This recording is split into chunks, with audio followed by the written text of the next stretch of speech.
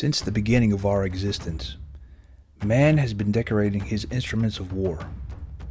War art traditionally served as a protection from evil, to receive supernatural powers from the gods, and to give a noble identity to each warrior. Come the 20th century, the tradition continued, but things got a little less, well, noble. So how did war art go from this to this? Let's try and find out. Hello, I'm Mike Droberg, a Marine Corps veteran, filmmaker, history enthusiast, and investigator of the supernatural.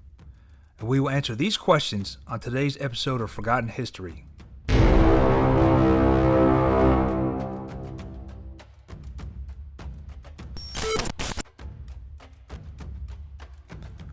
One of the most memorable and enduring pieces of war art is a ship's figurehead. A figurehead is a carved wooden decoration found at the bow of a ship, generally of a design related to the name or role of a ship. They were predominant between the 16th and 20th centuries, and modern ship badges fulfill a similar role today.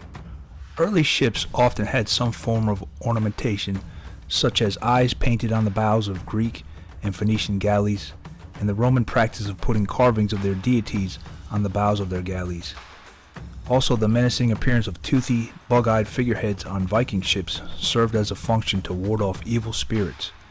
The Egyptians placed figures of holy birds on the prow, while the Phoenicians used horses representing speed. The ancient Greeks used boars' heads to symbolize acute vision and ferocity, while Roman boats often mounted a carving of a centurion representing valor in battle. In Northern Europe, serpents, bulls, dolphins, and dragons were customary, and by the 13th century, the swan was used representing grace and mobility.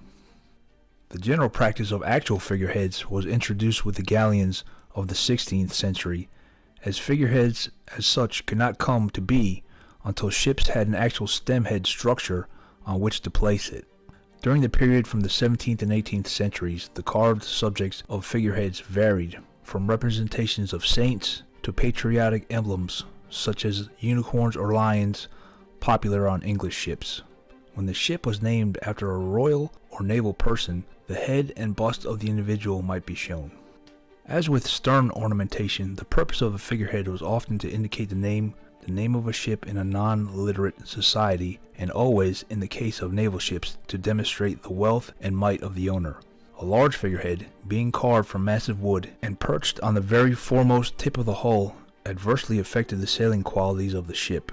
This, and cost considerations, led to figureheads being made dramatically smaller during the 18th century, and in some cases they were abolished altogether around 1800. After the Napoleonic Wars, they made something of a comeback, but were often in the form of a small waist-up bust rather than the oversized full figures previously used. The clipper ships of the 1850s and 1860s customarily had full figureheads, but these were relatively small and light. The HMS Rodney was the last British battleship to carry a figurehead. Early steamships had gilt scrollwork and a coat of arms at their bows. This practice lasted up until about World War I.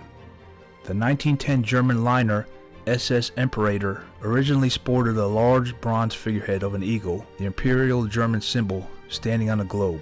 The few extra feet of length added by the figurehead made the Imperator the longest ship in the world at the time of her launch. With the die-out of ship figureheads, artists needed a new vehicle of war to display their art.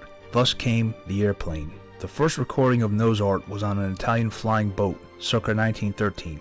This practice then exploded in popularity among German and Italian pilots and rapidly expanded across borders.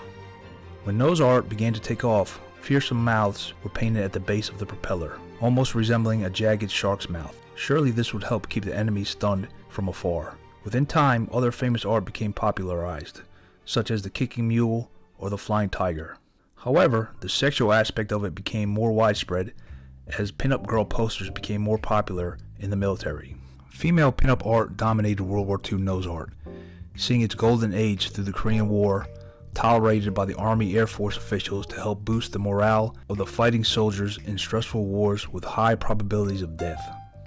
The female pin-up was represented in various stages of dress and undress, pushing the limits of decency to the maximum. While nose art also took on other forms and had some notable cartoon art and graffiti, the pinup was their battle cry.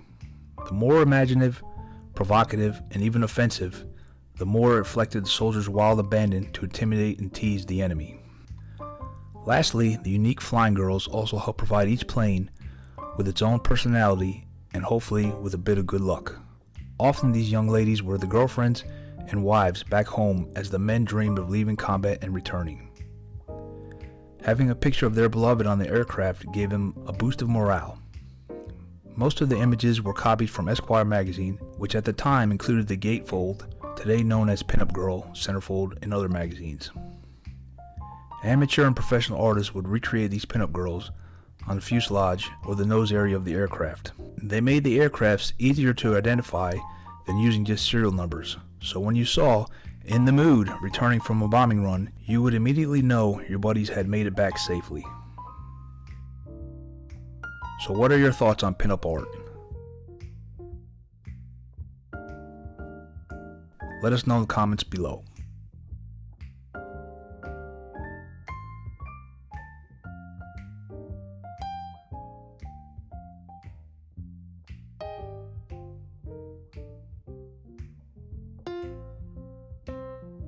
Thanks for watching today's episode of Forgotten History. Please like, share, and subscribe. Send us your questions or comments, and we'll get back to you as soon as possible. Let us know if you have any show ideas. We're always looking for new topics to discuss, and we'd love to hear from you.